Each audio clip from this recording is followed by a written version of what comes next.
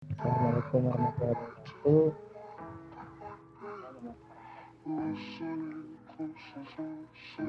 Di kelas Kabupaten Kota, saya akan mempresentasikan tentang green computing. Definisi dari green computing adalah usaha dengan komputasi modern. Fokus utama green computing yaitu menggunakan dari industri dan teknologi yang disebabkan oleh penduduk bumi serta solusi untuk memanfaatkan sumber daya komputer secara efisien, seperti mengurangi kerusakan yang terjadi di alam dengan cara membuat produk daur ulang, mengurangi proses produksi, memberikan alternatif untuk teknologi tertentu dan lainnya. Tujuan green computing itu ada dua. Satu, green computing untuk mencapai kelayakan ekonomi, melakukan pengembangan terhadap praktik produksi ramah lingkungan, komputer hemat energi, dan peningkatan prosedur pembuangan serta daur ulang. Kedua, tujuan green computing yaitu mengurangi penggunaan bahan berbahaya.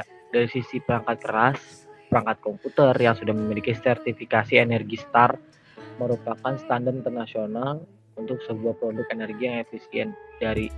Dari sisi perangkat lunak yang menerapkan fungsi untuk mengendalikan penghematan sumber daya perangkat listrik. Manfaat dari green computing itu ada 8. 1. Menghemat daya dan hemat listrik. 2. Terhindar dari krisis listrik berlanjut. 3. Memperpanjang usia perangkat komputer.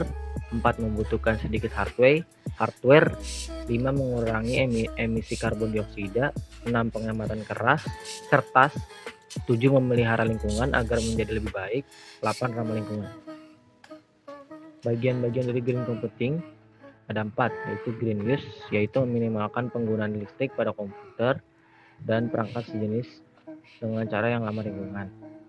Yang kedua itu green disposal, adalah melakukan daur ulang atau merancang kembali perangkat komputasi yang telah tidak terpakai menjadi perangkat siap pakai yang ramah lingkungan. 3. Green design, merancang struktur dari perangkat komputasi yang mempunyai tujuan untuk penghematan energi.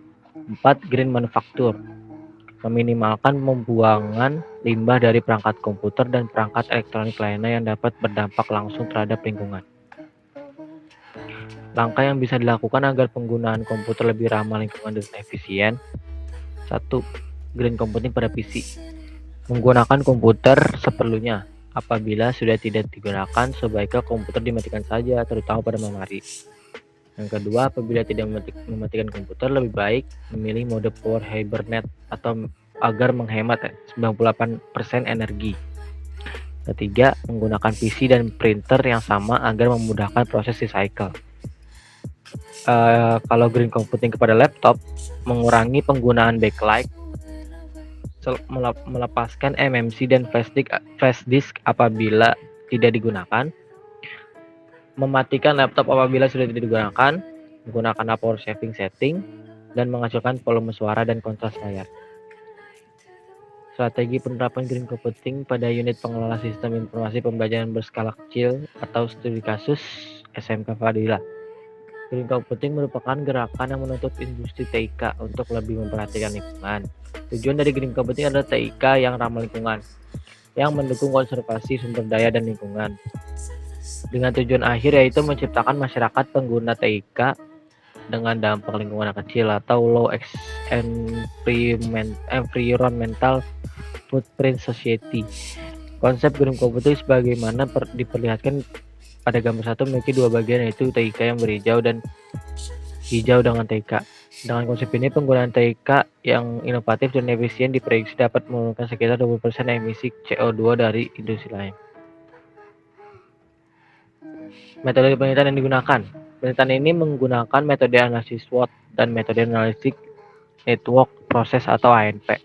Dengan metode ini akan dilakukan analisis strategi penerapan green computing di SMK Fadila Tangerang Selatan. Teknik pengumpulan data dilakukan dengan kuesioner perbandingan berpasangan atau pairwise comparisons yang telah disusun kepada responden yang dianggap ahli expert yang berperan dan mengetahui kriteria dan karakteristik dari sebuah strategi penerapan green computing, yaitu kepala sekolah, kepala program keahlian, dan guru produktif di SMK Fadila Tangerang Selatan. Metode ANP. Alternatif dapat bergantung atau terikat pada kriteria seperti pada hierarki, tetapi dapat juga bergantung atau terikat pada sesama alternatif. Dari jaringan feedback pada gambar 8 dapat dilihat bahwa simpul atau elemen utama dan simpul yang akan dibandingkan dapat berada pada klaster-klaster yang berbeda.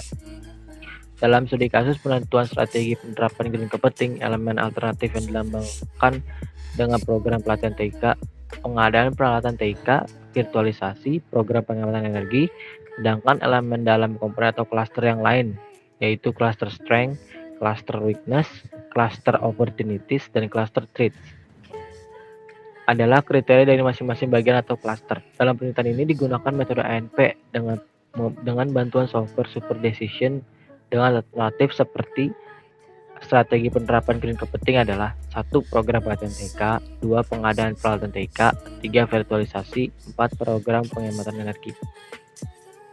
Kesimpulannya berdasarkan hasil pengolahan data dengan menggunakan pendekatan analitik network proses atau ANP dan menggunakan software super decision, didapat informasi bahwa alternatif yang mempunyai nilai prioritas tertinggi adalah program penghematan energi, prioritas kedua adalah pengadaan peralatan TIK, yang ketiga adalah program pelatihan TIK, dan yang keempat itu virtualisasi. Program pelatihan TIK yaitu meningkatkan kemampuan penggunaan TIK, meningkatkan kesadaran staf tentang pemanfaatan sumber daya atau energi secara hemat. Sarannya 1. Penelitian ini dapat dikembangkan lebih lanjut dan penajaman dan penambahan pada atribut kriteria, subkriteria, dan juga alternatif penggunaan metode analisis yang berbeda. Kedua, studi penelitian dapat diterapkan pada sekolah atau universitas terkait lainnya.